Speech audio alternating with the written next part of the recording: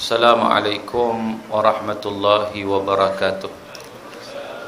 A'udzu billahi minasyaitonir rajim. Bismillahirrahmanirrahim. Alhamdulillahi rabbil alamin wal 'aqibatu lil muttaqin wala 'udwana illa 'alal zalimin. Asyhadu an la ilaha illallah wahdahu la syarikalah wa asyhadu anna Muhammadan 'abduhu wa rasuluh addal amanah wa ballaghar risalah wa nasahal ummah wa jahada fillahi haqqa jihadih wa tarakana 'alal mahajjatil bayda lailuha kanahariha la yazighu anha illa halik wa nusalli wa nusallim 'alan nabiyyil amin wa 'ala alihi wa sahbihi ajma'in. Subhanaka la ilma lana illa ma 'allamtana innaka antal alimul hakim. Rabbi shrah li sadri wa yassir li amri wahlul 'uqdatam min lisani yafqahu qawli, amma ba'd. Terima kasih kepada Dr. Ismail selaku pengurusi majlis, Tuan Imam, Tuan Bilal, Aljutan Kuasa Surau di Wakaf, dan juga tuan-tuan muslimin dan muslimat yang dirahmati Allah Ta'ala sekalian. Alhamdulillah, sama-sama kita panjatkan kesyukuran kita kepada Allah Ta'ala kerana pada malam ini, malam yang ke-11 Muharram, hari ini hari Ashura, malam 11, disunatkan pada kita tuan-tuan puasa 9 dan 10. 9 dan 10. Asalnya kalau kita tengok Nabi SAW berpuasa 10. Nabi berpuasa 10 saja Ashura. Dan Nabi puasa ni tuan-tuan sejak zaman Mekah lagi. Bukan benda baru. Sebab kita tahu ibadat puasa ni dia bukan ibadat baru. Ibadat puasa ini kalau kita tengok kefarduan puasa, surah Al-Baqarah, surah yang kedua dalam Quran, ayat 183. Allah sebut apa? Kutiba alaikumusiyam kama kutiba alal ladzina min qablikum. Difardukan puasa kepada kamu sebagaimana difardukan pada umat terdahulu. Maknanya puasa ni benda yang lama, bukan benda baru. Jadi ketika mana puasa Ramadan belum difardukan lagi pun Nabi memang dah puasa. Antara Nabi puasa apa? Ashura, 10 Muharram Nabi puasa. Lalu tuan-tuan, bila Nabi sampai ke Madinah, satu ketika Nabi tengok, weh, rupa-rupanya orang Yahudi pun puasa juga. Orang Yahudi puasa pada 10 Muharram. Lalu Nabi SAW bertanya kepada mereka, sebab apa kamu berpuasa? Lalu mereka pun menyatakan bahawa kami mengenang, ni tarikh ni, 10 Muharram ni kami mengenang Nabi Musa. Nabi Musa diselamatkan oleh Allah Ta'ala daripada Fir'aun, yang mana Fir'aun ditenggelamkan dalam Laut Merah, iaitu pada 10 Muharram. Jadi kami pun puasa, tuan-tuan yang dirahmati Allah. Apa jawab Nabi? Nabi kata, nahnu ahaqqu bi Musa minkum. Kami lebih berhak dengan Nabi Musa daripada kamu. Sebab apa? Sebab golongan Bani Israel, golongan Yahudi ni, maka kata je mengagungkan Nabi. Mereka kata je pengikut Nabi Musa. Tetapi ketika mana Nabi Musa ajak berjihad, mereka tak mau. Sami'na wa asaina. Kami dengar tapi kami tak nak ikut. Kamu nak pergi perang seorang-seorang muslim, kami tak mau. Dia pun jenis bantah, tuan-tuan. Jadi Nabi SAW menyatakan bahawa kami ni umat Islam, bahkan Nabi sendiri merupakan kesenambungan daripada para anbiya alaihimussalatu wassalam yang diutuskan oleh Allah Subhanahu wa taala, antaranya Nabi Musa. Tuan-tuan, oleh kerana Nabi tak suka bila mana ada nampak macam-macam ada persamaan dengan Yahudi. Yahudi puasa juga. Sedangkan Nabi bukan ikut dia orang. Nabi memang dah puasa sejak zaman Mekah lagi yang kata puasa 10 Muharram. Tetapi oleh kerana Nabi SAW tak suka ada persamaan dengan Yahudi ini, Nabi mencadangkan untuk berpuasa Tasu'a. Apa itu Tasu'a? 9. Jadi kita puasa hari Khamis baru ni 9 dan 10. Cuma para ulama kata kalau orang terlepas 9, dia boleh 10 dan 11. Kan? Asalnya 10 saja, tapi nak bagi beza tu. Sama ada 9 dan 10 ataupun 10 dan 11. Ada orang dia kata saya ni bab puasa ni kira 10 ni gagah ya. Nak pergi tambah lagi memang tak boleh dah. Boleh kata boleh, tak ada masalah, boleh. Kan bukan dia niat nak tiru Yahudi ke apa, tak ada, tetapi dia memang jenis tak boleh nak puasa. Gastrik memanjang. Ni pun nasib baik boleh dia kata hari ni. Ashura ni. Cuma kadang-kadang tuan-tuan, bila kita sebut hijrah dalam keadaan realiti pada hari ini, tajuk kita hijrah dalam keadaan realiti. Bagi saya yang pertama sekali, kita hijrah dalam bentuk ilmu, itu yang pertama. Sebab apa saya sebut begitu? Hari ni pun ramai duk tanya saya, "Ustaz, hari ni nak sembahyang sunat Asyura ni macam mana Ustaz ni? Nak sembahyang sunat Asyura." Saya kata kat dia, tak ada sembahyang sunat Asyura ni, tak ada. Nabi tak pernah ajar kepada kita sembahyang sunat Asyura. Sebab sembahyang ni, solat ni ibadat khusus tuan-tuan, ibadat khusus. Nak sembahyang sunat mutlak, solat lah, tak ada masalah. Waktu mana pun, kecuali waktu yang dilarang sahaja. Kan? Tetapi dia create macam-macam. Hari ni pula kadang-kadang dia main pula. Dia kata kalau siapa pakai celak pada hari Asyura, dia tak kena sakit mata selama setahun. Dia sabitkan benda tu pada Nabi SAW. Mana Nabi bersabda. Sedangkan hadis tu hadis palsu. Nabi tak nak habaq lagu tu pun tuan-tuan. Nabi tak nak beritahu macam tu. Pakai celak je hari Asyura, kamu tak kena sakit mata. Tiba-tiba dia pakai 2 hari lepas tu sakit mata. Macam mana? Orang nak kata apa? Kata Nabi salah. Sedangkan Nabi tak kata lagu tu. Cuma diwar-warkan seolah Nabi sebut begitu. Baru ni saya dapat dalam WhatsApp lah. Orang bagi WhatsApp sampai berasap lah. Kan? Dalam WhatsApp diedarkan, diwar-warkan apa dia? Siapa potong kuku hari Sabtu, jatuh papa ke dana. Siapa potong kuku hari Ahad, penyakit masuk dalam tubuh badan dia. Kan? Sabda Nabi SAW juga semua buh sabda Nabi. Sedangkan Nabi tak sebut pun benda macam tu. Jadi ini yang kita kata bahawa akhir-akhir zaman ni, zaman sekarang ni, zaman sains, teknologi, zaman orang ada gadget, zaman orang ada handphone. Sikit-sikit share, share memanjang. Dia pula beritahu tolong share. Tuan-tuan, kita tengok ayat Quran yang Allah Ta'ala kata apa? Ya ayyuhallazina amanu in ja'akum fasiqun binaba'in fatabayyanu. Wahai orang yang beriman, in ja'akum fasiqun binaba'in fatabayyanu, kalau datang kepada kamu orang fasik dengan satu berita, nabak ni makna apa? Berita yang penting. Fatabayyanu, kena cek dulu, kena selidik dulu. Sebelum kita nak like, sebelum kita nak share, sebelum kita nak forward ke orang. Sebab banyak sangat benda-benda yang tak betul yang berlaku pada hari ini. Baru-baru ni tuan-tuan, antara yang disebarkan juga ialah apa? Ialah dia kata Gaza dikepung oleh Israel. Dalam masa 24 jam Gaza akan diganyang. Tahun lepas dah mai dah dia punya mesej ni. Tahun sebelum tu pun mai juga benda yang sama je. Dia mai pula. Tuan-tuan dapat tak? Tak dapat? Dapat. Ngakak saya seorang yang dapat. Kan? Jadi di bawah-bawah tu Syekh Hasan Nasrullah berpesan. Nampak tuan-tuan? Baca surah Baqarah banyak-banyak ayat 26. Tuan-tuan, siapa Syekh Hasan Nasrullah? Dia pemimpin Hizbullah Syiah Lebanon yang membantu Bashar al-Assad di Syria membunuh mujahidin di Syria. Itu propaganda yang disebarkan oleh WhatsApp. Yang heran, kita pula tukang share. Kita pula tukang sebar idea-idea propaganda yang disebarkan. Yang dihantar kepada kita. Dan kau tengok dia suruh baca ayat pun tak kena. Dah surah Baqarah ayat 26 cerita pasal apa? Surah Baqarah ayat 26 cerita pasal nyamuk. Apa kena mengena dengan Palestin tu? Apa kena mengena dengan Gaza tu? Inna Allah la yastahi an yadriba mathalan ma ba'udatan fama fawqaha. Itu ayat surah Baqarah ayat 26. Allah Ta'ala tidak segan untuk membuat perumpamaan seperti seekor nyamuk betina. Kata Allah Ta'ala. Cuma kalau kita kaji ayat ni dari sudut saintifik ni tuan-tuan, pasal apa Allah sebut nyamuk betina? Tak sebut nyamuk jantan. Pasal apa? Pasal Quran diturunkan untuk manusia. Jadi Quran membicarakan haiwan yang memberi kesan pada manusia. Haiwan yang memberi kesan pada manusia dalam konteks nyamuk, bukan nyamuk jantan tapi nyamuk betina. Sebab apa? Sebab mengikut kajian hari ini mendapati yang gigit orang tu, yang isap darah orang tu nyamuk betina. Nyamuk jantan jangan risau, dia tak gigit orang.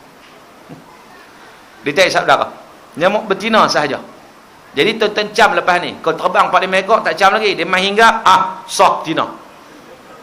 Kau dia isap darah tu soft betina. Sebab apa? Sebab nyamuk dia tak makan darah. Nyamuk dia tak isap darah. Nyamuk dia makanan dia nektar. Makanan dia debungaan, manis-manisan. Tapi pasal apa nyamuk betina perlukan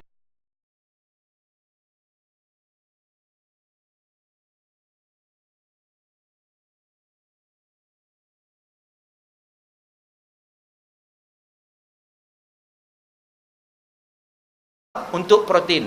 Protein untuk apa? Untuk dia bertelur, untuk melahirkan generasi dia. So dia dapat protein daripada darah.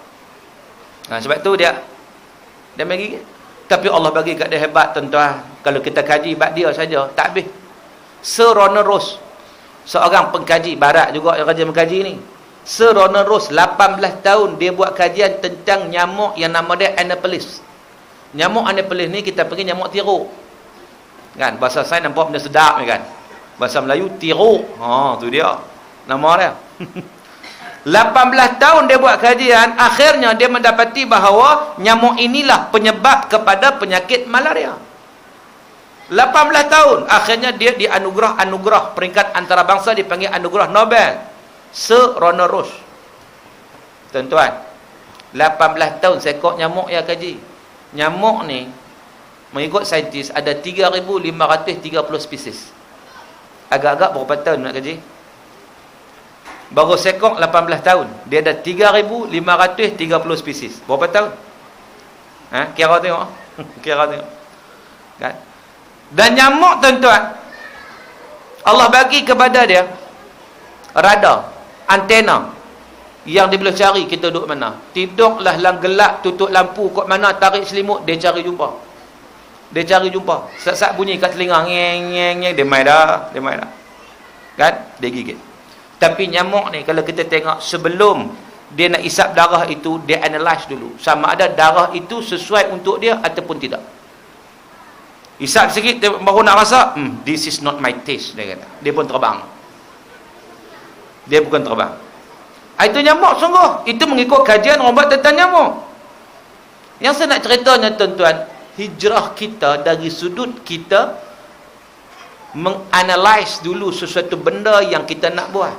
Nyamuk nak makan, nak minum, analisis dulu, cek dulu sesuai atau tak sesuai, boleh ke tak boleh. Itu nyamuk yang tidak ada akal fikiran. Kita lah konteknya Allah bagi akal. Sambut pula ma'al hijrah, sesuatu berita yang sampai pada kita, tiba-tiba kita tak analyze, kita share je dengan orang, macam kita sebut tadi.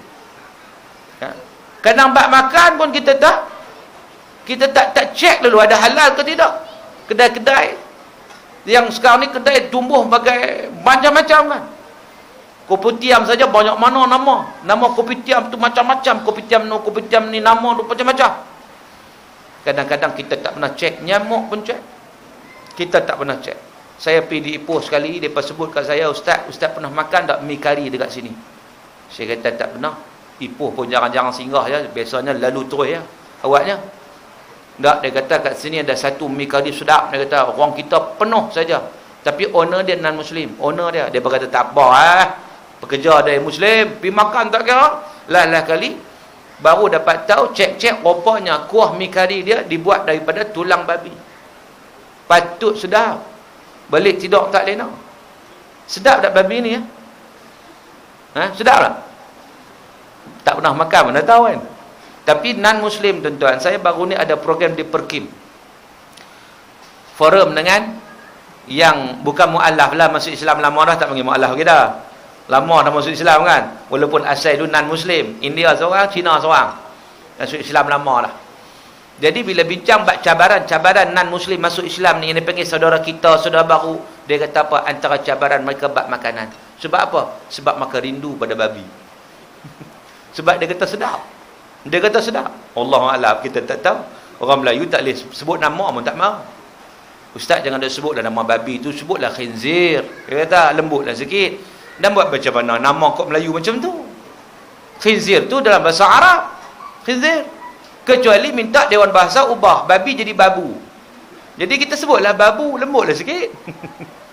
Kita sebut yang kasar tu kalau maki hamun, tuan-tuan. Orang maki orang babi, itu tak boleh, itu kasar lah. Tapi kita sebut contoh nak kasar apa? Itu perkataan yang ada pada binatang tersebut, ada pada haiwan tersebut, nama dia gitu kan?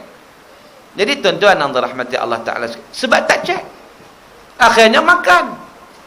Lalu bila nak marah tokek tu, dia kata saya tidak pernah mendakwa bahawa kedai saya halal, dan saya pun tak pernah ambil cop halal pun daripada Jakim. Tu dia. So siapa salah? Dia mengakulah kali, dia kata saya tak pernah kata halal, yang pemain makan pasal apa? Jadi maknanya di situ kita tak cek makanan. Oh, berat tuan-tuan, berat. Sebab itu dalam konteks hijrah pada hari ini, dan realiti pada hari ini, kita kena tengok. Sebab dia jadi darah daging kita. Jadi darah daging kita, tuan-tuan, benda itu. Dan dia memberi kesan pada tubuh badan kita. Saya pernah ada satu pengalaman, ada seminar conference di Indonesia satu ketika. Pergilah, turun dekat Solo. Tapi tak pergi Solo, pergi ramai-ramai. Turun je dekat Solo. Lapangan terbang Solo lah. Lepas tu ada wakil kat sana, universitas sana, dia tunggu dengan bah mini gitu, ramai habis. Naiklah bah tu, pergilah dalam perjalanan, nak pergi ke tempat seminar. Lepas tu tanya, bapak jauh lagi ke pak? Dia kata, udah dekat. Berapa jam lagi? 6 atau 7 jam. Amboi, dekat dia. 6-7 jam ni bukan dekat. Nah, bapak sudah lapar bapak? Lapar dah. Enggak apa-apa, nanti kita singgah di rumah makan. Rumah makan tu restoran lah. Dia panggil rumah makan. Sejam perjalanan tak sampai, sampailah satu restoran, rumah makan. Tuan-tuan, turunlah pakai nak makan ni. Turun tu, orang tengah lapang, tuan-tuan bayang macam mana. Kalah pelarian rohiyah, turun lari pergi cari makan tu. Pergi ambil nasi bolok, Saya waktu tu, maknanya, dengar rakan dengan kawan, seorang kawan, tak apalah, biar dapat pergi dulu. Kita pergi lewat sikit tak apa, tengok berebut tak mau lah. Dapat lapang juga, tapi tak naklah berebut. Maka biar pergi dulu. Lepas tu, dah selesai tengok orang pakat pergi makan apa semua, saya pun pergi turun. Sudah nak makan, kita cek dulu tuan-tuan. Takkan nak makan terus, pergi cek, tengok ada lauk apa kan, selera tak selera. Tengok ayam. Bila tengok ayam, tengok tengkok dia berlubang. Tengkok berlubang tuan-tuan. Maknanya apa? Ayam ni tak sembelih, ayam cucuk, ayam suntik. Kok mana ni? Saya panggil toke dia, bapak, kejap. Bapak Muslim tak? Ya, 100%. Muslim 100%. Tak ragu-ragu lah. Bapak, cuba dilihat. Orang Indonesia panggil lihatnya, lihat tu lihat. Dia tak panggil lihat. Cuba dilihat bapak. Ngapain? Mereka dah. Kan? Jadi macam sinetron Indonesia pula dah. Dia kata apa? Bapak, cuba tengok. Ayam ini enggak disembelih. Ni, tengok tengkok dia. Ada kesan lubang, ada kesan cucuk, ada kesan suntik. Nak makan macam mana? Oh, enggak apa-apa. Dia kata, enggak apa-apa. Usah dimakan tengkoknya, makan pahanya. Tuan-tuan. Maknanya orang Islam 100% Muslim, tapi jahil. Ramai nak yang macam tu? Ramai. Muslim, ya. Tapi jahil. Maka dengan sebab itu kita lihat kadang-kadang menyebabkan kalau kita tak cek betul-betul, kita makan satu benda yang walaupun kita tak tahu tak apalah, tak berdosa, tapi kong-kong benda kotor masuk dalam tubuh badan kita, dia akan memberi kesan juga kepada kita. Sebab itu saya sebut daripada awal tadi tuan-tuan, kalau kita nak bincang hijrah dalam konteks yang realiti pada hari ini, yang pertama bagi saya ialah hijrah itu dalam bentuk ilmu. Itu nombor satu. Apa-apa pun ilmu dulu. Sebagaimana firman Allah, Iqra bismi rabbikal ladzi khalaq. Iqra. Dan Nabi pun sebut. Nabi kata apa? La hijrata ba'dal fathi illa jihadun wa niyyah. Tidak ada lagi hijrah lepas pembukaan kota Mekah. Hijrah Mekah Madinah dah tak wujud dah. Sebab apa?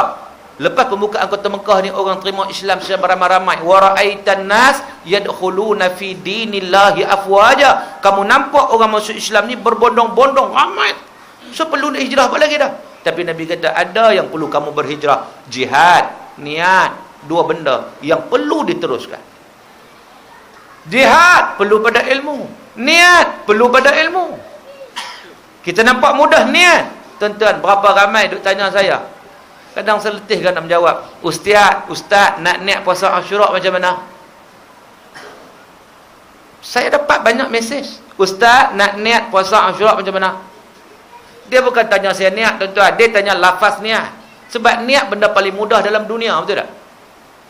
Niat ni, benda duduk dalam hati. An-niyatu mahalluha fil qalbi. Niat tepatnya di hati. Payah apa? Kita rasa nak buat apa, itu niat kita. Tapi dia tanya lafaznya. Sebab dia duk rasa lagi mana tak lafaz, seolahnya tak boleh puasa. Macam juga orang tanya saya, Ustaz nak sembahyang jamak macam mana Ustaz? Nak niat sembahyang jamak. Saya duk heran. Pasal masalah apa niat semayang jamaknya? Rupanya dia bukan tanya niat, dia tanya lafaz niat. Memang susahlah sebab sekali-sekala duk baca. Sat lagi majmu'an ilal asri. Sat majmu'an ilaihil asru. Pula dah. Sa asri mana satu? Dia pun pening. Bayar. Itu semayang. Sedangkan kita tanya anak semayang apa ni? Memang apa? Zuhur asar. Niat lah tu. Benda dah ada dalam jiwa, dalam diri kamu. Niat lah. Niat ni dikira hak dalam hati, bukan dikira hak mulut. Dikira hak dalam hati. Contoh, tuan-tuan, kalau kita tadi ni, main maghrib dia kan? Solat maghrib. Kita tahu dah masa maghrib, tahu. Baru buka puasa, terus solat maghrib. Lah hati tahu, solat maghrib, tiba-tiba mulut kita sebut, usalli fardal isya'i 4 raka'atin ma'muman lillahi ta'ala, Allahu akbar. Mulut kita sebut, lafaz kita isya'. Lepas solat member tegur, Syekh, tadi aku dengar kamu ni niat isya'. Kita kata, mana niat isya'? Aku niat maghrib, waktu maghrib baru lepas buka puasa. Dah aku dengar niat isya'. Kita kata, dah aku niat maghrib. Dia kata, hang tak percaya, aku rakam tadi.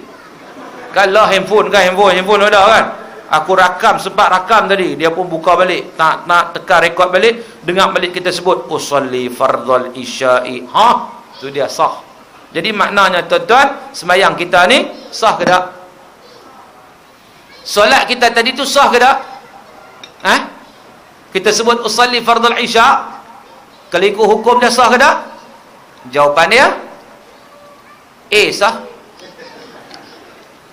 B tak sah, C kesemua jawapan di atas adalah salah. Mana satu? Jawapan dia tuan-tuan sah. Pasal apa sah? Pasal dikira yang hati kita. Hak mulut kita tak kira. Mulut ni kadang nak mengukuh apalah hati, tapi kalau mulut dan tak perasan apa yang kita sebut, maka tak kira. Macam orang kadang niat puasa pun, nawaitu sauma ghadin 4 raka'atin ma'muman lillahi ta'ala. Sah tak? Hak dia lafaz macam sah tak? Sah. Pasal apa? Lah hati dia memang nak puasa. Yang dia tahu dia nak puasa. Cuma hak dia sebut, dia pun tak faham apa dia sebut. Sebab kalau dia faham, dia tak sebut macam tu. Nawaitu sauma ghadin, saja aku puasa besok hari, tak apa lagi. 4 raka'atin. Nak 4 rakaat kot mana? 4 rakaat. Tak apa lagi. Tambah pula. Ma'muman. Puasa pun ikut imam. Dahsyat tu dia ni. Kan? Jadi maknanya dia sendiri tak faham apa dia sebut. Tak faham. Tetapi sah tak puasa dia? Sah. Sebab apa? Dalam hati dia memang dia nak puasa. Tu yang kata kena ada ilmu, tuan-tuan.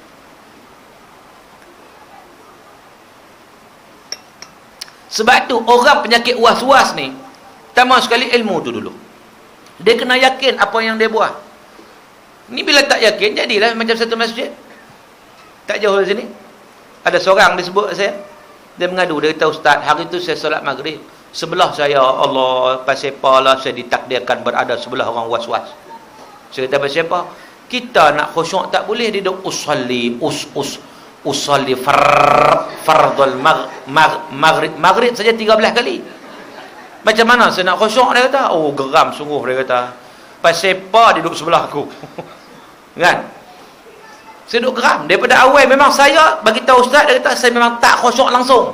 Duduk geram kat dia tu dari tadi. Kan? Kawan pula jenis cengeng. Lepas tu dalam duduk geram-geram, dia pun lepas Allahu Akbar. Lega.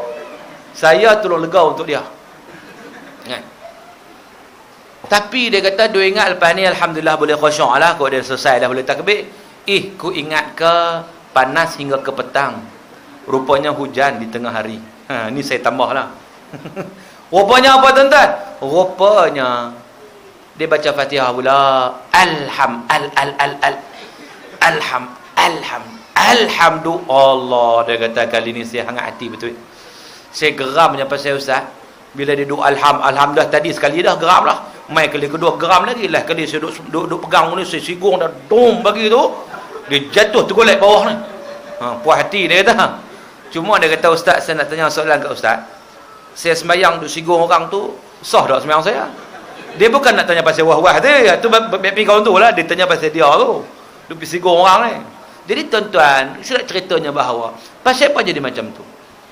Tak lain dan tak bukan kerana masalah ilmu. Dia tak boleh beza mana niat, mana lafaz niat. Dia tak beza. Sedangkan niat itu bagaimana kita sebut tadi, an-niyatu mahalluha fil qalbi, niat tempat di hati. Qasad ta'yin tu yang dibincangkan dalam kitab Matla'ul Badrain kalau orang baca. Atau kitab moden hari ini, benda tu duduk dalam jiwa kita. Dalam kitab Al-Fiqhul Manhaji Al-Madhhab Imam Syafi'i pun bincang benda tu. Tuan-tuan yang dirahmati Allah. Jadi maknanya kepahaman ilmu tu sangat-sangat penting. Kalau tidak, hijrah kita tidak berarti. Kita tak faham macam mana perjalanan hidup Nabi SAW. Sebagai contoh, kalau kita tengok Nabi bina masjid, betul? Nabi bina masjid itu antara asas yang pertama untuk membina masyarakat Islam dan negara Islam di Madinah Munawwarah. Sebab tujuan Nabi hijrah untuk bina masyarakat dan juga negara Islam di Madinah Munawwarah. So nak bina masyarakat Islam, negara Islam, bukan boleh datang macam tu je. Nabi buat antaranya bina masjid. Dan bina masjid tu tuan-tuan, bukan sekadar bina untuk semayangnya, tapi masjid tempat benar-benar diimarahkan untuk setiap golongan masyarakat. Orang tua ada, budak-budak ada, laki-laki ada, wanita ada, semua ada. Tapi setengah tempat saya pergi masjid, setengah tempat saya tengok gigi palsu semua. Gigi palsu beruban, gigi palsu beruban. Tak ada orang muda. Rupanya di luar tu dia letak macam signboard, kanak-kanak, budak-budak dilarang masuk masjid. Pasal apa jadi macam ni? Pasal apa? Pasal tidak ada ilmu. Tak, dia kata, ustaz, budak-budak bising, dia kata. Ni masjid tempat ibadat, budak-budak bising. Saya kata, kalau budak bising benda biasa, yang luar biasa orang tua bising. Tak masalah ustaz, depa bukan sangat bising. Depa lompat. Dudang lompat. Saya kata, kalau budak lompat juga benda biasa, yang luar biasa tok imam untuk bilai lompat. Itu luar biasa. Tuan-tuan, nama pun budak, cuma pandailah kita susun macam mana. Pandai-pandai lah. Tapi jangan halau dia orang. Ni kadang jerakah satu tempat, tuan-tuan, saya pergi. Dia tengking tu, ya Allah, dia jerakah kan. Jerakah, dia tengking tu. Bukan budak takut, saya yang takut. Suara dia derah macam halilintar tu. Saya berdudak ni. Dia marah budak-budak. Kita terasa betapa kuatnya suara. Macam mana budak tu? Kan? Jadi maknanya, dia marah. Bila marah betul-betul. Budak tu tengoknya. Bila tengok dia marah. Tengok. Kita bercakap, tengok ke orang. Nampak sangat hero. Hero sangat kan? Dia pun tunduk. Kita bercakap, tak peduli. Pula dah, dia pun pening. Budak ni pun pening. Cakap tengok masalah, tak tengok masalah. Kan? Pasal dia tengah marah. Orang buat ke mana pun salah belakang lah. Orang marah macam tu, tuan. Al-ghadab min syaitan. Marah tu daripada syaitan. Bila main marah ni, syaitan masuk. Bila syaitan masuk, buatlah apa pun, marah juga. Itu orang marah ni. Lepas tu nak lepas marah buat macam mana? Dia tarik saiban. Terangkat budak tu. Lepas tu dia cubit perut pula. Cubit perut, sakit tuan. Tarik saiban satu, cubit perut, memang sakit. Lepas tu, kalau duk esok, pak dia ajak pergi masjid, pergi surau, ingat dia nak pergi lah. Jom, ada majlis Ashura. Ada jamuan. Pasal batal mau pergi, lagi mana pakcik cubit tu tak mati, tak mau pergi. Itu dia. Dia doa pakcik tu bagi mati cepat orang. Kan? Tuan-tuan yang dirahmati Allah. Kalau kita tengok zaman Nabi SAW, ada tak budak-budak zaman Nabi? Ada. Nabi tengah solat, tiba-tiba dengar tangisan budak. Lalu Nabi mempercepatkan solat sebab kesian pada budak dan mak yang terganggu dengan tangisan anak dia. Nampak? Nabi tak marah. Tapi Nabi mempercepatkan, baca patut baca panjang, Nabi baca pendek. Sebab apa? Kesian pada mak yang terganggu dengan tangisan anak, dan mungkin anak tu pun kot sakit ke apa ke. Menangis tu. Kalau pak tak apa, pak tak terganggu, jangan risau. Pak sembahyang Allahu Akbar dengan budak menangis. Anak siapa tu menangis? Rupanya anak dia. Dia bukan perasan. Tapi kata orang perempuan ni, dia dekat. Ibu ni dia rapat, dengar uek sikit, dia tahu itu anak dia. Kan? Jadi maknanya, Nabi SAW kalau kita tengok, tak marah, tak halau. Tapi bila kita halau budak-budak ni, akhirnya mau ke pergi mana, tuan-tuan? Dia kata, masjid bukan tempat kita. So, di mana tempat kita? Dia pergi mana? Dia pergi shopping komplek. Dia pergi tepi jalan. Dia tetap akan berhimpun. Masjid bukan tempat dia. Bising. Akhirnya, dia cari puak lain. Dia pergilah macam-macam hari ni. Bangun wayang ke apa. Pusat hiburan. Berlambak, tuan. Akhirnya, terjebak dengan pil ekstasi. Terjebak dengan pil kuda. Terjebak dengan pil krokodil. Yang terbarunya pil krokodil. Lagi dahsyat daripada pil kuda. Orang AADK beritahu saya. Tak tahulah. Kan? Masa tu ada program di Sabah. Dia kata ada satu ustaz dia kata pil krokodil. Dia punya power, dia boleh daripada nak menari dari pagi sampai malam tak apa. Dia hangat. Tapi efek kesan dia ni, isi dia akan lurus sikit-sikit. Isi dia ni akan dia senang terkeluar. Sampai tahap macam tu. Tuan-tuan, itu tempat. Kalau dia duduk sini bising macam mana pun dia selamat. Adakah pil kuda diedarkan di surau? Adakah? Di masjid. Kau lepas main isyak tu imam buat pengumuman, tuan-tuan muslimin dan muslimat yang dirahmati Allah. Untuk pengetahuan tuan-tuan, barang dah sampai. Siapa nak jumpa saya belakang ni lah. Bagus punya pil kata. Adakah di surau masjid ada lagu tu? Tak ada. Selamat tempat ni, selamat. Jadi kita kena pastikan mereka berada di sini. Bukan berada di tempat-tempat yang merosakkan mereka dunia dan akhirat. Ayah cantik dah duduk masjid. Selesa dah yang masjid ni. Bagus dah. Tapi dia tak tahu anak dia duduk di mana. Ingat? Tuan-tuan yang dirahmati Allah Ta'ala sekalian. Ada satu kisah yang berlaku. Cikgu Mat di Bukit Mentajam. Di Penang. Cikgu Mat. Cikgu Mat ni mana cikgu lah. Cikgu lah. Mat dalam kurungan. Bukan nama sebenar. Panggil Mat ni semua panggil Mat belakang lah kan. Dia ni pencen cikgu. Bila pencen cikgu ni tuan-tuan, dia lepas pencen dia tak tahu nak buat apa, duit dah ada, anak besar belakang dah, pakat berdikari belakang dah, duit pencen dia nak makan apa, dua lelaki bini lah. Dia pun memikirkan sesuatu, dia kata nak buat benda baik lah, nak buat benda baik. Bila sampai duit tuan-tuan, duit pencen ni dia akan beli beras, hantar rumah orang miskin, buah dalam bonek kereta dia hantar. Lepas tu dia akan pergi masjid, dia akan beli gula-gula coklat, gula-gula coklat beli, jumpa budak dia akan bagi, pakcik bagi. Nak lagi tak? Nak jumpa pakcik di masjid, di surau. Gitu. Jadi budak-budak tuan-tuan, syok free kan? Dia bawa, dia beli banyak. Budak-budak pergi jumpa di surau, dia bagi lagi. Lama-lama bertambah ramai budak-budak di surau. Bising. Allah, budak orang tua pula bising. Cikgu Mat buat apa ni? Ramai sangat budak ni riuh hendak. Kita nak semayang tak khusyuk Cikgu Mat. Kan? Orang komplain lah. Bising budak-budak. Macam kita sebut tadi, berebut coklat, tuna, orang semayang habis ke mana? Tak dia kerja. Lain kali Cikgu Mat kata tak apa. Saya akan atur budak-budak ni. Orang semayang, Cikgu Mat tak semayang lagi, duk atur budak-budak tu. Tak apa, mai ikut pakcik. Dia ajar semayang. Nak coklat tak? Nak gula-gula tak? Nak. Okey, ikut pakcik lu. Gini, dia bagi gula-gula. Tu cara umpan dia kan. Budak-budak mengikut tuan-tuan. Budak ni bukan susah sangat. Tak usah degil macam mana pun boleh. Kan boleh dilentur. Orang kata melentur bulu beda rebung kan. Betul. Cikgu Mat ni dia dengan gula-gula je. Lah kali bila orang habis sembahyang baru lepas sembahyang ikut Cikgu Mat. Walau sembahyang tak sembahyang main macam-macam lah. Tapi dia sabar. Cikgu Mat jadi imam, dia jadi makmum. Dia ajak. Dah orang lain selesai dah. Tak nak ganggu ni jemaah ni. Hak duk marah ni.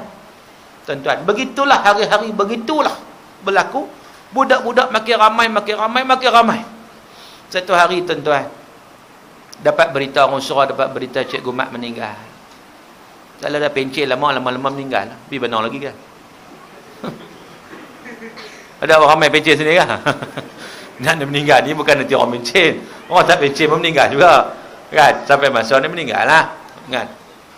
Jadi tuan-tuan, bila meninggal ni orang pun pergilah rumah Cikgu Mat. Dia nak tengok jenazah. Bila pergi orang terkejut tuan-tuan. Bila tengok rumah dia penuh budak-budak. Yang keliling jenazah ni semua budak-budak. Hak baca Yasin, hak berdoa. Tuan-tuan, budak-budak ni dia baca dengan penuh ikhlas. Kalau dia doa penuh ikhlas. Tuan-tuan, bila orang tua-tua tengok, ya Allah, budak ni okey pun. Boleh dibentuk elok je. Dia doa pula kepada Cikgu Mat ni, arwah ni. Tuan-tuan, maknanya kita boleh buat, melakukan penghijrahan yang terbaik, boleh. Tapi dengan ilmu tadi lah. Barulah benar-benar kita dapat satu mengambil ibrah daripada pengajaran-pengajaran daripada hijrah Nabi SAW. Sebab tu bab masjid tadi pun, mengimarahkan masjid pun perlu kepada ilmu. Kalau tidak jadi kelang kabut. Orang tak faham konsep masjid. Orang tak faham fungsi masjid. Dia ingat masjid ni tempat semayang saja. Kalau tak semayang saja, Nabi kata, "Innama ju'ilatil ardu masjidah." Dijadikan muka bumi ni tempat sujud. Kau nak solat di mana boleh? Di padang tu boleh solat. Kau setakat nak solat lah. Di mana pun boleh. Tetapi ini simbol perpaduan. Ini simbol perkembangan ilmu. Ini tempat kita berkumpul. Ini tempat kita mesyuarat. Ni masjid. Malam ni ada mesyuarat tuan di Masjid Hasanah. Mesyuarat agung di Masjid Hasanah. Jadi dia minta saya kena pergi jugalah di Masjid Hasanah. Mesyuarat dia start pukul 9. Jadi tuan-tuan ahli qaryah juga kan. Mungkin dijemput jugalah. Dijemput juga untuk bersama-sama untuk mesyuarat agung pada malam ini. Sebelum ni sejawatan saya dekat masjid tu pakar rujuk. Pakar rujuk. Jadi kena hadir ya. Dia ada lujnah pakar rujuk di Masjid Al-Hasanah. Dan ada beberapa orang. Asatizah antaranya Dr. Wahab, dan sebagainya lah ada. Jadi tuan-tuan yang dirahmati Allah Taala sekalian. Jadi maknanya kalau kita tengok bagaimana hijrah realiti pada hari ini, kita lebih kepada kefahaman pada ilmu itu. Nabi kata, "May yuridillahu bi khairan yufaqihu fiddin." Sesiapa yang Allah Taala kehendaki kebaikan padanya, dipahamkannya perkara agama. Contoh, kita jerebu banyaklah ni. Banyak jerebu. Saya dah tengok bahawa bila main jerebu ni, orang kita jadi panik tuan. Panik. Yalah, kita pun panik jugalah. Lalu ada yang mengaitkan inilah dukhan yang disebut dalam hadis Nabi SAW. Dukhan yang asap yang diturunkan pada akhir zaman. Yang disebut oleh Allah dalam surah Dukhan, fartaqib yauma ta'tis sama' bidukhanin mubin. Banyak orang buat kesimpulan mudah. Inilah tu hak Nabi sebut, inilah. Tuan-tuan, maka dengan sebab tu kita kata, ya, jerebu ni juga memanglah masuklah tanda-tanda kiamat, tapi bukan dukhan hak Nabi sebut tu, bukan. Sebab itu dah tanda akhir dah. Sebab tu kita kena refer ataupun kita kena belajar, kita kena refer pada hadis Nabi SAW. Antaranya hadis yang sahih, Nabi kata apa? Nabi kata, badiru bil a'mal sittan.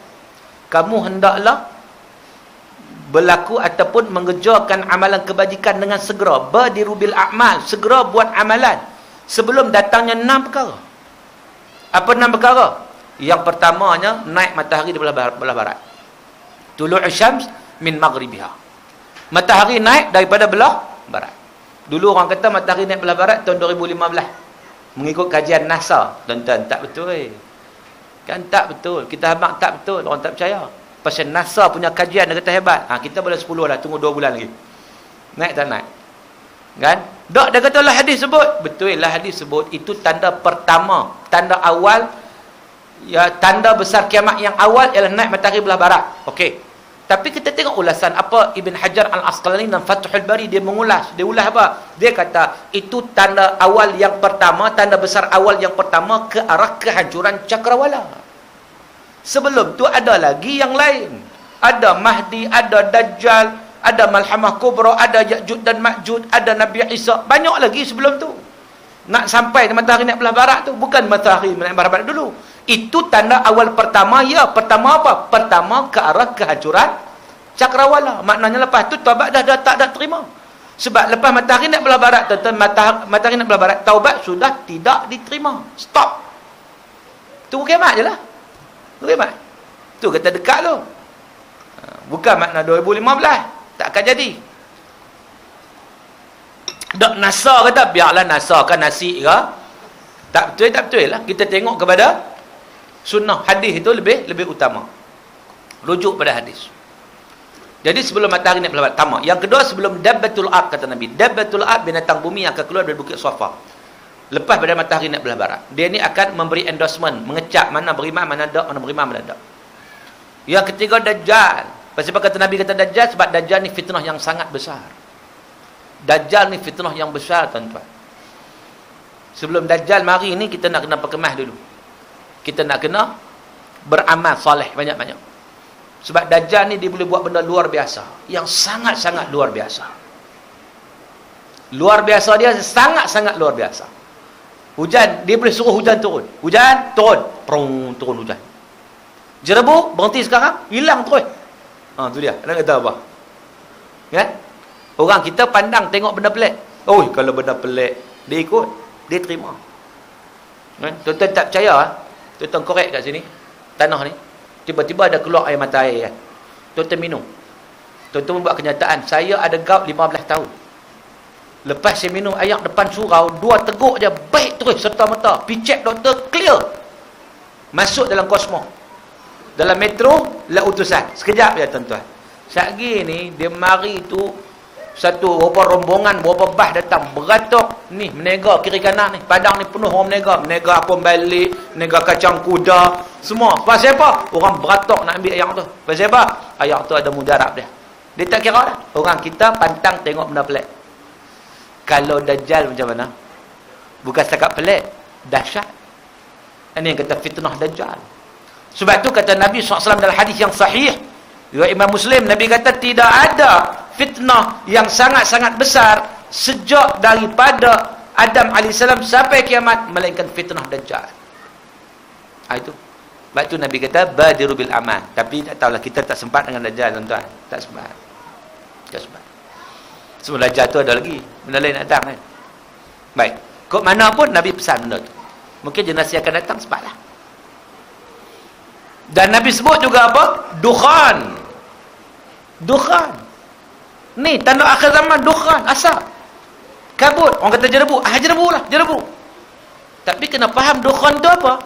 Huzaifah bin Yaman tanya Nabi. Siapa Huzaifah bin Yaman? Dia ni seorang sahabat Nabi yang banyak mengetahui atau mengambil tahu tentang hadis-hadis akhir zaman.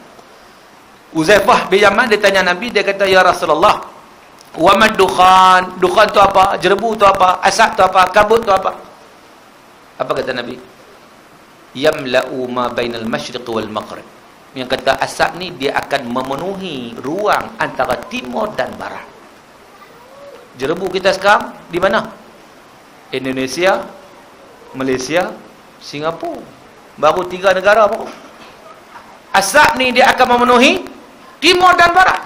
Yamkuthu fil arba'una yawman wa laylah. Duduk atas muka bumi ni 40 hari 40 malam. Asap ni. Wa amal mu'min, kata Nabi, bila mana orang beriman kena asap tersebut, dia jadi macam sesema. Mana kena efek juga lah, dia sesema. Wa amal kafir, orang kafir yang kena, dia jadi seksa. Jadi macam orang sakaran. Sakaran macam orang apa? Mabuk. Terhoyong-hayang, sakit. Terhoyong-hayang tuan. Dan asap masuk dalam diri dia, keluar balik dua lubang hidung dia. Keluar asap tu, dua lubang hidung. Tak payah isap rokok dah. Orang isap rokok ni kan keluar asap kat lubang hidung lah. Ada sampai isap rokok sini tak? Ada tak? Ladak lah. Pas ni. Atau sebelum ni. Dalam surau tak isap. Itu juga satu penghijrahan. Kena hijrah, jangan isap rokok. Sebab rokok hukumnya adalah haram. Ustaz, Tok Imam isap, tak kira Tok Imam ke Ustaz ke, haram. Benda haram is haram. Rokok adalah haram.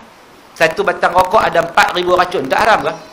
Satu batang ada 4,000 racun. Dah lah dia rosak diri dia. Dia isap tepi orang pula. Orang lain lagi teruk kena. Dia punya asap tu memberi kesan zalim pula pada orang. Dia zalim pada diri dia, dia zalim pada orang. Nampak tak? Rokok tu dahsyat. Sebab tu berhentilah tuan-tuan, berhentilah. Sebab benda tu kita tak abang pun tahu. Dari sudut kesihatan, dari sudut haram, semua orang tahu. Sebab tu kita, mana ada orang isap rokok baca bismillah, sebab dia tahu benda tak elok. Betul tak? Kita dia belajar ada kecil lagi, mak ayah ajak, nak makan apa, nak minum, nak makan nasi, semua bismillah. Rokok tak pernah orang bismillah. Tak tahu kat sini ada. Ambil sebatang, ketuk lu, bismillahirrahmanirrahim. Allahumma barik lana fima razaqtana wa qina adzabannar. Ada. Tarik satu. Alhamdulillah. Tak ada. Dia pun tak berani buat begitu. Dia tahu benda tak elok. Nabi kata asap tu keluar kat dua lubang telinga dia. Keluar lubang hidung, keluar dua lubang telinga dan keluar kat lubang duburnya, kata Nabi SAW. Dan seterusnya Nabi baca ayat surah Dukhan ayat 10. Fartaqib yawma ta'tis sama' bidukhanin mubin. Itu dukhan. Jadi bukan hak ni lah. Bukan hak ni. Hak ni baru dia punya piut-miut moyang cicit dia lah kan. Belum lagi sampai klimaks itu. Itu dukhan di akhir zaman. Yang datang itu menyeksakan terutama kepada golongan yang kafir kepada Allah Subhanahu wa taala. Dan Nabi kata juga dalam hadis tadi, badirul bil a'mal, kena segera beramal itu sebelum apa? Datang musibah khusus kepada kamu, iaitu kematian. Dan itu, tuan-tuan, itu adalah yang paling hampir dengan kita. Mati yang paling hampir dengan kita. Itu tanda kiamat yang paling dekat. Faqad qamat qiyamatuhu sughra. Bila mati, maka berlakulah kiamat kecil untuknya. Sebab bila kita mati, tuan-tuan, tak kira umur berapa. Bila mati saja kita patah balik atas dunia, tak boleh dah. Waktu tu baru nak teringat nak sedekah, waktu tu baru nak amal soleh. Tak boleh dah. Allah rakam dalam Quran surah Al-Munafiqun. Orang nak mati tengah nazak, dia minta ke Allah, ya Allah, laula akhartani ila ajalin qarib. Ya Allah, tolong postponekan sikit ajal aku, ya Allah. Tolong postponekan sikit. Pasal apa dia minta ke Allah? Fa asaddaqa wa akum minas salihin. Aku nak bersedekah, ya Allah, dan nak jadi orang saleh. Waktu tu baru dia nampak, waktu nazak baru nampak sedekah itu benda yang penting. Dia tak buat, dia minta supaya postpone nyawa dia nak sedekah. Waktu tu baru nampak, tuan-tuan, waktu nazak. Kalau tuan-tuan tak percaya, nazak dulu. Baru nampak macam mana. Nah, benda ni betul, Allah sebut dalam Quran. Allah sebut dalam Quran. Waktu tu baru teringin nak beramal. No, tak ada dah. Tak ada dah. Dan itu tanda kiamat yang hampir dengan kita. Paling hampir kematian. Dan yang keenam kata Nabi, yang menimpa secara umum, iaitu kiamat betul lah. Idza zulzilatil ardu zilzalaha, iaitu berlakunya kiamat yang menghancurkan seluruh cakrawala, yang manusia akan dibangkitkan dan dihimpunkan di padang mahsyar, tuan-tuan. Jadi itu disebut oleh Nabi SAW untuk mengingatkan kita. Jadi sepenuh hijrah dalam realiti ibrah pada hari ini, hijrah itu sama-samalah kita renung, sama-samalah kita pertingkatkan keilmuan kita terutamanya, supaya kita dapat memahami Islam dengan baik dan kita dapat membuat persiapan dan persediaan untuk hari selepas daripada kematian kita, hari yang kekal abadi selama-lamanya. Jadi tuan-tuan yang dirahmati Allah, sekadar itu sedikit perbincangan kita pada malam ini. Mudah-mudahan sikit perbincangan itu memberi manfaat kepada kita sebagai suatu usaha untuk kita melakukan penghijrahan dalam realiti pada hari ini, yang tak perlu lagi kita hijrah tempat ke tempat, tapi kita hijrah dalam konteks berilmu betul-betul. Maka kita dapat melaksanakan sesuatu yang Nabi buat itu dengan cara yang terbaik, dengan cara yang cantik, insya-Allah berteraskan Al-Quran dan juga sunnah Rasulullah SAW. Sebelum saya mengakhiri tazkirah pada malam ini, ada soalan nak tanya? Ada soalan nak?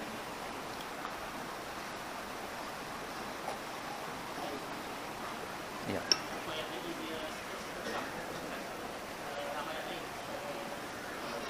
Ya, betul, antara rahsianya disebut sedekah sebab amalan sedekah itu amalan yang boleh menyelamatkan dia di akhirat kelak. Sebab tuan-tuan, sebab apa tuan-tuan? Sebab manusia ni benda yang paling sayang. Apa buktinya? Quran sebut, wa tuhibbunal mala hubban jamma. Kamu ni sayang pada harta, sayang dengan bersangatan. Yang lain okey lagi, tapi bab duit, bab harta, Allah, tu orang kata kedekut tak hidung masin tu. Kan? Masin terang mana saya tak tahu, tuan-tuan rasa sendirilah. Maknanya begitu. Dia menyesal bila? Waktu nazak dia menyesal. Dia menyesal.